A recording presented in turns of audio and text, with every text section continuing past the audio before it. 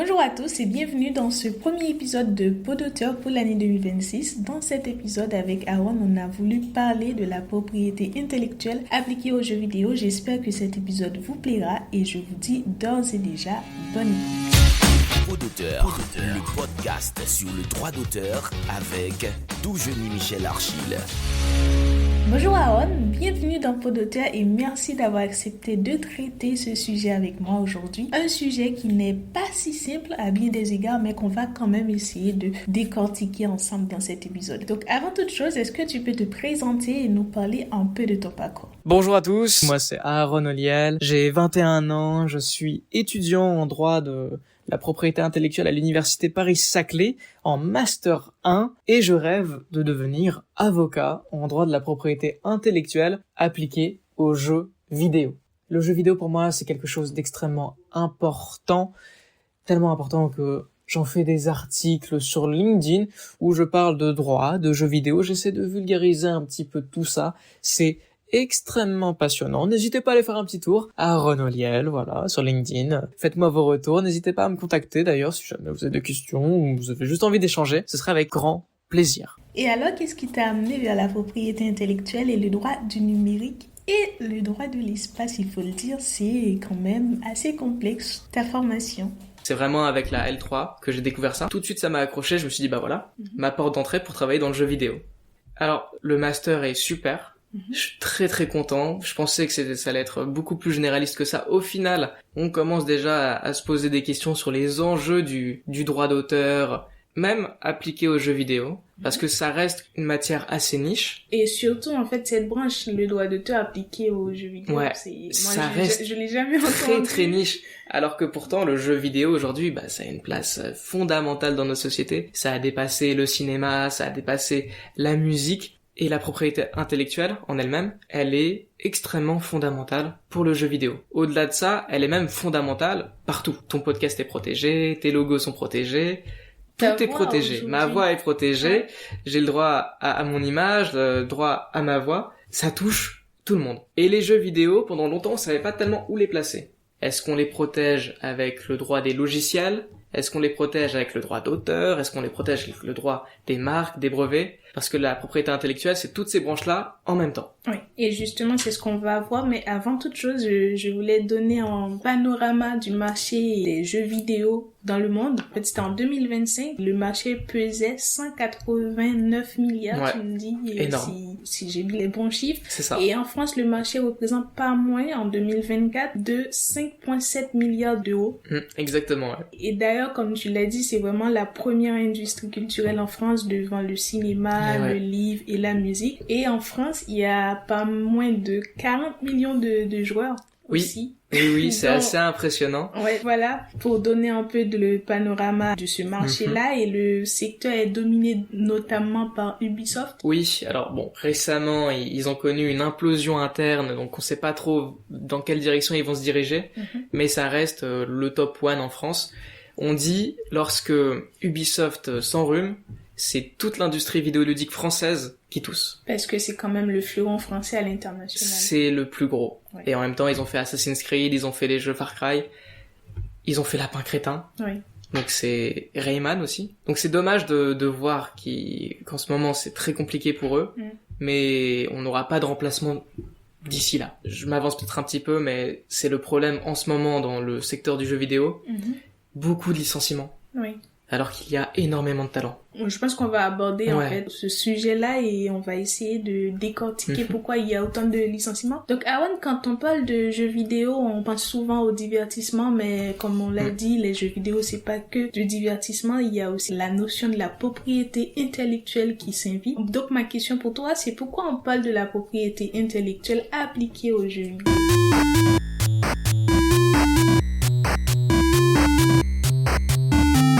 Eh bien, le jeu vidéo en lui-même, tu l'as dit, c'est pas qu'un produit de divertissement. Juridiquement, c'est un concentré en fait de création protégée, technique et artistique qu'il va falloir organiser et contrôler. Derrière tous les titres connus, il y a des droits d'auteur. Il y a aussi des droits des marques, parfois des droits de brevet, ou des droits, alors c'est un droit assez rare, mais le droit de la base de données, qui existe encore, et qui existe aussi, et qui fait partie de la propriété intellectuelle. Et tous ces droits-là, ils permettent en fait aux studios de garder la main sur l'exploitation du jeu. C'est ce qui va leur permettre d'avoir, en retour de leur proposition artistique, des revenus économiques. Et concrètement, dans un jeu vidéo, il y a d'abord tout ce qui relève du droit d'auteur. Le scénario, les dialogues, l'univers graphique, les personnages, les décors, la musique, les cinématiques et parfois même la mise en scène. On a aussi un débat jurisprudentiel où on se demande est-ce que le game design, qui comporte toutes les règles du jeu, est protégeable ou non. En 2016, la jurisprudence a dit que oui. Je suis plus ou moins d'accord. Alors, je suis pas professionnel, mais là, c'est vraiment mon point de vue d'étudiant. Je me dis, c'est quand même compliqué d'incorporer les règles du jeu, mais d'un autre côté, la façon dont la caméra se contrôle, la façon dont le personnage bouge, utilise ses pouvoirs, effectivement, ça reste un élément original. C'est intellectuel quand même. Ouais, ça demande beaucoup d'efforts. Et en parlant d'original, c'est la ligne rouge, en fait, du droit d'auteur, c'est l'originalité. Alors, quand je te dis originalité, tu peux penser à quelque chose qui est nouveau, quelque chose qui n'a jamais été fait. Mais pas tout à fait. C'est pas exactement ça un droit d'auteur, c'est plus l'empreinte de la personnalité de l'auteur. Un concept, en fait, qui n'est jamais trop bien compris par les non-juristes. Est-ce que tu peux nous donner quelques éléments? Bien sûr. Et puis même moi, au début, je le comprenais pas tellement, parce que ça reste assez flou. Mais en réalité, ce qu'on entend par empreinte de la personnalité de l'auteur, ce sont les choix créatifs et artistiques qui ont été pris par l'auteur pour arriver à une création artistique. Et la jurisprudence disait que c'était la création propre à son auteur. Et l'originalité, du coup, c'est l'unique condition de protection. Une fois que l'œuvre est déclarée originale, qu'on remarque effectivement qu'il y a l'empreinte de l'auteur sur sa création.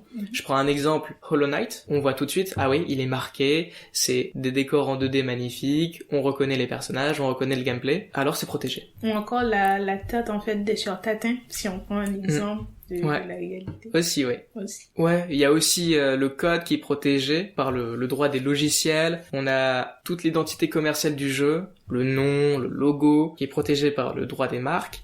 Et le droit des brevets, on peut se dire, ça vient pas toucher tant que ça le jeu vidéo, alors qu'en fait, si. On a surtout des contentieux avec le brevet. Je me souviens de l'affaire importante Nintendo contre Palworld. On pourrait se dire, les créatures se ressemblent beaucoup. Si vous connaissez pas Palworld, c'est un jeu où tu captures des créatures, tu les fais combattre à ta place. Les créatures se ressemblent plus ou moins. Donc on pouvait se dire, peut-être violation du droit d'auteur. Au final, comme elles sont suffisamment différentes, il n'y a pas de base juridique pour une attaque. Du coup, Nintendo est allé vers les brevets pour dire, voilà, ils violent des mécaniques de gameplay, ils réutilisent des mécaniques de gameplay que nous, on a brevetées. Donc ça a quand même beaucoup son importance. Comme tu l'as dit, Awan, en fait, créer un jeu vidéo, ça fait appel à de multiples droits que tu viens de citer. Donc, mais concrètement, si aujourd'hui je décide de créer un jeu vidéo, quels sont les acteurs, en fait, qui s'impliquent dans la création d'un jeu vidéo? Vers qui on va dire que je dois me tourner pour donner vie à ce jeu? Quand on regarde un jeu vidéo, on a l'impression que c'est un produit un peu monolithique. Mais derrière, on a vraiment un travail d'équipe énorme, ou pas. En fait, ça va varier selon le projet. Pour un AAA, par exemple, comme Cyberpunk 2077, on a une équipe entière. On a des programmeurs, des graphistes, des sound designers, des scénaristes, puis on a l'éditeur, celui qui va gérer la distribution et les mises à jour. À l'inverse, pour un AD, je reprends par exemple Hollow Knight de Team Cherry. Ils sont seulement 3. Il y en a un qui fait la musique, il y en a un qui fait le décor, il y en a un qui fait l'histoire. Et ils font non seulement le développement, mais aussi l'édition. Donc ils vont être auto-publiés par eux-mêmes sur Steam, par exemple. Ce qui vient simplifier les droits, mais demande une vigilance accrue sur les contrats internes. Parce qu'en droit français, on va qualifier ce genre d'équipe et leur création d'œuvres de collaboration. C'est plusieurs auteurs physiques qui viennent contribuer avec des apports distincts. Et comme je l'ai dit, la musique, les décors, les personnages, l'histoire. Et chacun de ces collaborateurs a des droits indivises, c'est-à-dire des droits personnels, sur la partie qu'il apporte. Mais du coup, dans ce genre de situation, l'exploitation globale du jeu va nécessiter un consensus. On peut pas aller dans une direction si tout le monde n'est pas d'accord. À l'inverse, on a aussi l'œuvre collective. Alors celle-ci, c'est dans le cadre où un éditeur vient imposer une direction unique et va, à la fin, lorsque le jeu est édité, il est publié, il absorbe en fait tous les droits sur l'ensemble du jeu. C'est plus rare pour les jeux vidéo parce que le juge a une préférence pour l'œuvre de collaboration, mais pour les énormes studios, on parle quand même d'œuvres collectives, mais ça va comporter des cessions de propriété, des cessions de droits. C'est jamais cessible automatiquement, en fait, la propriété intellectuelle. On crée quelque chose, ça nous appartient, et si jamais on veut que ce soit exploité par quelqu'un d'autre, ou que quelqu'un veut l'exploiter, on est obligé de donner notre accord. Il faut obligatoirement donner son accord. Oui. Donc dans ce cas-là, est-ce que quand on crée un jeu vidéo, il est automatiquement protégé à l'instar du livre ou de la chanson, parce qu'aujourd'hui en fait il y a des débats avec les réseaux sociaux. Donc est-ce que dans le cadre des jeux vidéo, c'est la même chose dès lors qu'on crée le jeu, il est automatiquement protégé? Exactement la même chose. La règle de base du droit d'auteur, je crée quelque chose, c'est protégé, à condition que ce soit original. Donc voilà, le caractère important d'empreinte de la personnalité de l'auteur. Si c'est validé, c'est directement protégé. Par contre, va falloir faire attention parce que il peut y avoir des contentieux si jamais quelqu'un nous vole notre idée, ou nous vole, même si l'idée n'est pas protégeable, ou nous vole des concepts, des dessins, des modèles. Ce que l'auteur de jeux vidéo peut faire, c'est essayer de déposer soit à l'INPI si jamais c'est une marque, c'est un logo, soit déposer devant l'APP, qui est l'agence pour la protection des programmes au niveau du code, si jamais on veut sécuriser nos assets, parce que le code, même si c'est très utilitaire dans la façon dont on comprend dans la protection intellectuelle, dans le jeu vidéo, ça reste aussi créatif, dans un sens. Je pense à des jeux comme One Shot ou Doki Doki Literature Club, où le code est partie intégrante de l'histoire. Oui, parce qu'il y a les mouvements, les descriptions, le paysage, absolument. Ça appelle quand même à de l'imagination. Oui, c'est ça. Il y a une direction créative qui a été prise, qui transforme le code non seulement en simple outil de base permettant de faire tourner le jeu, mais en véritable apport créatif qui fait vivre une nouvelle expérience pour le joueur. Mais globalement, tu crées ton jeu, c'est protégé immédiatement. Oui. Simplement, si tu veux vraiment être sûr que personne ne te reprenne ce que tu viens de créer, tu peux faire des dépôts probatoires. C'est-à-dire ? C'est une sécurité en plus. Dépôt à l'INPI, dépôt à l'APP, tu as des manœuvres comme la lettre ISOLO. Je vais pas rentrer en détail dedans, mais... je l'ai déjà expliqué dans voilà, très bien. Mais ça te permet grossièrement d'assurer une protection supplémentaire. Voilà. Même de t'envoyer aussi des mails, des emails, et comme ça. C'est ça. Oui, t'envoyer directement. Ouais. Donc, est-ce que les enjeux de la propriété intellectuelle changent en fait d'un type de jeu vidéo à l'autre? Parce que dans mes recherches pour préparer cet épisode, j'ai vu qu'il y en avait plusieurs types. Il y a des jeux vidéo mobiles, il y a des jeux vidéo AAA, je sais pas ce que ça veut dire. Est-ce qu'il y a une propriété intellectuelle qui s'applique à chacune de ces catégories? C'est vrai qu'on a aujourd'hui pléthore de types de jeux, mais je crois que pour bien comprendre, c'est important de distinguer deux types distincts. Il y a ce que j'appelle les jeux uniques, les jeux one-shot, et les jeux live service. Les jeux uniques, c'est par exemple Elden Ring, qui peut recevoir éventuellement un DLC, mais qui est un produit fini. Le jeu live service, là on pense plus souvent à Roblox, à Fortnite, ou à des jeux gacha, qui sont des jeux mobiles, qui reçoivent du contenu quasiment hebdomadairement. Pour les jeux mobiles, pour les jeux AAA, avec un énorme budget, pour les jeux indés, pour un budget beaucoup moins grand, avec une équipe beaucoup moins grande, souvent c'est 1 ou 2 personnes, la propriété intellectuelle, c'est la même. Il n'y a pas de différence, en fait. Simplement, il faut respecter les mêmes conditions. Est-ce que c'est original? Pour les jeux AAA, est-ce que c'est une œuvre collective? Est-ce que c'est une œuvre de collaboration? Pour les jeux indés, il faut se mettre d'accord avec tout le monde si jamais on va aller dans un sens ou dans un autre, puisqu'on va privilégier l'œuvre de collaboration. On fait attention aux histoires de cession pour assurer une bonne titularité pour tout le monde. Mais ce qui est bien avec la protection de la propriété intellectuelle, on est propriétaire de ce qu'on crée, sauf si on l'a cédé. Donc ça apporte une immense sécurité pour tous les créateurs. Mais globalement, on n'a pas, même pour les genres de jeux, on a des roguelikes, on a des mondes ouverts, des battle royale, des Metroidvania. Tout ça, ça reste des concepts, des idées, des styles. Les styles, on peut pas les protéger, donc tous les jeux peuvent avoir un même style et pour autant être original. Ouais. Mais on n'a pas de protection différenciée entre un gros jeu AAA et un petit jeu indé fait par un mec dans sa chambre en 2-3 mois. Ok, c'est très clair. Donc aujourd'hui, avant de tourner l'épisode, on parlait de l'IA dans les jeux vidéo notamment. Énormément. On l'utilise en fait pour plein de choses comme les PNG intelligents, la génération d'images, la modération, la triche, etc. Donc qu'est-ce que le nouveau règlement européen sur l'intelligence artificielle, qu'est-ce que ça vient changer? Alors, l'IA Act de 2024, ça vient effectivement encadrer l'IA et ça le fait par niveau de risque. Et risque minimal, c'est l'IA basique qui ne fait pas grand chose. C'est par exemple dans un jeu vidéo le bot d'un PNJ. On a le risque limité, là ça va être les chatbots, parce que en fonction de ce qu'ils disent, ça peut avoir une conséquence plus ou moins importante sur le joueur.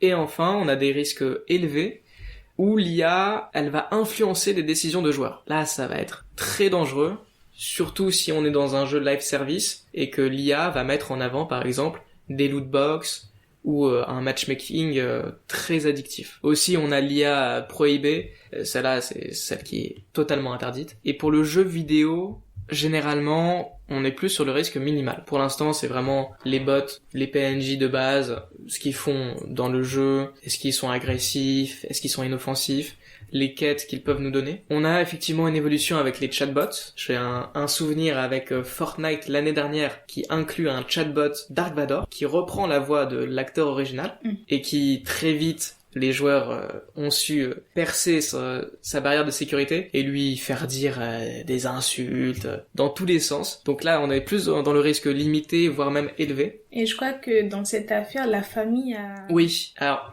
C'était pas la famille, je crois que c'était le studio. Ouais, c'était une institution qui protège le droit d'auteur, le droit de la voix, qui s'était opposée à ça, mais ils ont vite décidé de plus continuer l'affaire parce que l'acteur de son vivant avait donné son autorisation pour que sa voix puisse être réutilisée après sa mort. Oui.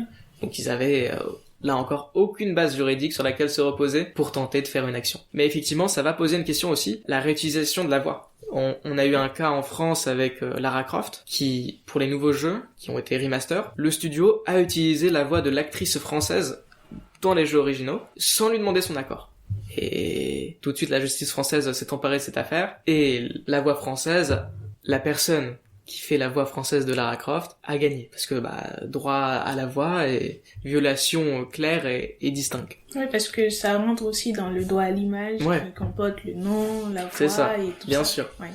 Et on a ce risque de violation par l'IA qui ne fait que grandir de jour en jour et de plus en plus en fonction de son évolution et de ses capacités à recopier en fait. Là, je prends l'exemple de la musique, mais les 5 dans le top 10 Spotify, 5 de ces musiques-là sont faites par IA et 90% des auditeurs n'arrivent pas à faire la différence. Et en plus de tout ça, c'est qu'ils sont rémunérés, ces Et en plus de tout ça, ils sont rémunérés. Ouais. Donc, c'est à se demander comment ça va se passer dans le jeu vidéo. Pour l'instant, on est dans le risque minimal par l'IA Act, mais très vite, je pense, ça va devenir risque limité et risque élevé. Oui, et puis même, on remarque, les joueurs ne veulent pas du tout, mais pas du tout de l'IA dans les jeux vidéo. Par exemple, Clair Obscur, qui a fait un carton plein l'année dernière, qui a gagné 12 prix aux Game Awards, a été retiré d'une cérémonie pour les jeux indés, parce qu'il y avait dans le jeu un asset généré par l'IA. Un seul. Et pourtant, ça a suffi à la cérémonie de se dire, désolé, mais on ne peut pas vous accepter. Toujours cette question d'originalité. C'est ça, d'originalité. Et puis... dans l'esprit du joueur, quand on se dit « Ah ouais, l'IA a été utilisée », c'est soit le studio n'avait pas envie d'essayer, n'avait pas envie de me proposer sa création artistique, donc il a pris la voie facile, alors qu'il aurait pu prendre quelqu'un d'autre pour tenter de créer un asset. Je pense aussi à Battlefield, qui a utilisé l'IA pour créer des bannières que le joueur peut porter ensuite pour décorer son compte. Tout de suite, le joueur se dit « Aucun effort n'a été fait, j'ai pas envie d'avoir un jeu comme ça dans ma vie, donc je vais arrêter d'y jouer. » Et surtout, en ce moment, en fait, tout se ressemble. Oui. Si tous les acteurs se mettent à utiliser l'IA... Il y a un style IA assez moche, faut le dire. Il a un filtre un peu jaune, parce que je crois que c'est à force des images Ghibli. Il a incorporé ce filtre un peu jaunasse, un peu pas terrible à la vue, on l'apprécie pas tellement. Et pourtant, les grands studios se décident quand même de le faire, et les joueurs ne cachent pas leur contrariété, ils le disent haut et fort, on veut pas d'IA dans les jeux vidéo. Donc quand je vois les grands investisseurs paniquer quand Google annonce une IA qui peut créer des mondes virtuels, pour l'instant ça reste impressionnant, mais c'est très rudimentaire, ça me fait rire, parce que le joueur ne veut pas de ça en fait. Ce que peut faire l'IA, ce qu'elle peut reproduire aussi, c'est dangereux. Attention à la contrefaçon, parce que même si le style n'est pas protégeable, l'IA a dû avaler des centaines d'œuvres de Ghibli, de Miyazaki pour reproduire aussi de manière aussi authentique. Donc là, ça pose un autre problème de propriété intellectuelle. Mais sur un plan plus social, je dirais, il y a une vraie distance entre ce que les entreprises pensent que les joueurs veulent et ce que les joueurs veulent réellement.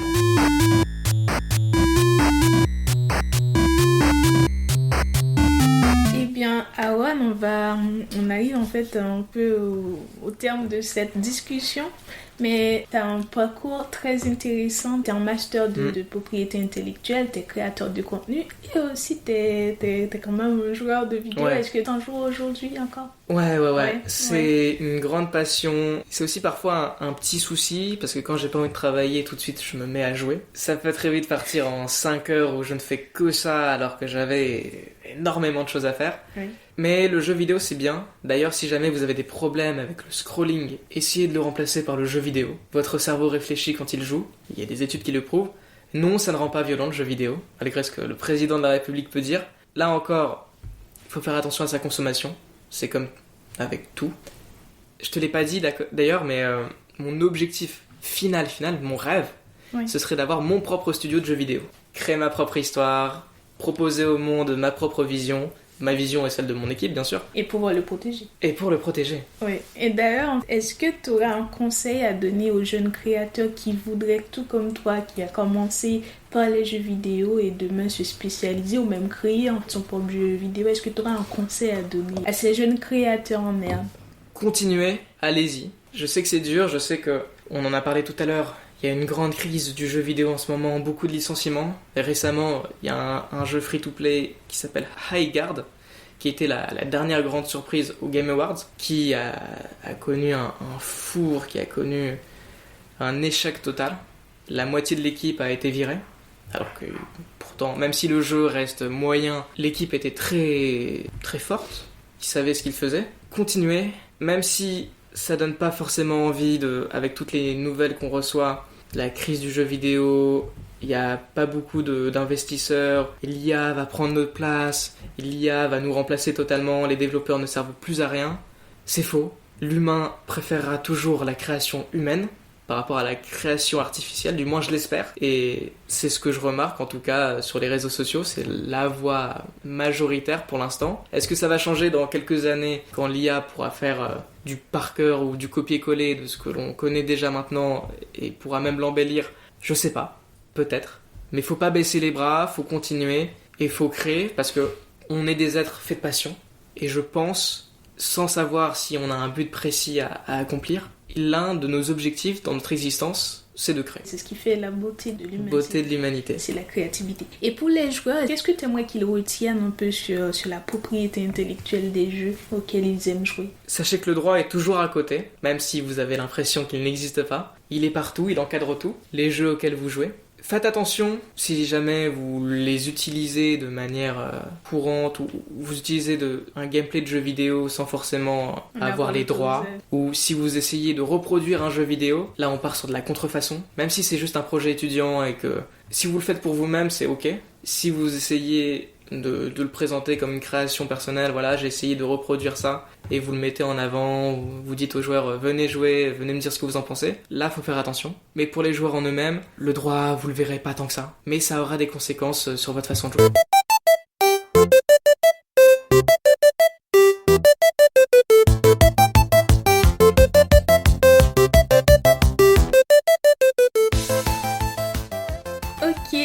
Merci Awan, c'était vraiment une très belle discussion. Merci à toi, merci beaucoup. J'avoue que moi je n'y connais absolument rien en jeu vidéo et là tu m'as compris. Ouais, non mais c'est assez fou que ce soit aussi niche, le droit appliqué aux jeux vidéo en lui-même, puisque tu l'as dit, c'est la première industrie de loisirs au monde. Ouais. On est à quasiment 200 milliards. Alors même si ça a un petit peu baissé par rapport au Covid, ça reste toujours énorme. On a pris en France, je crois, plus 3%.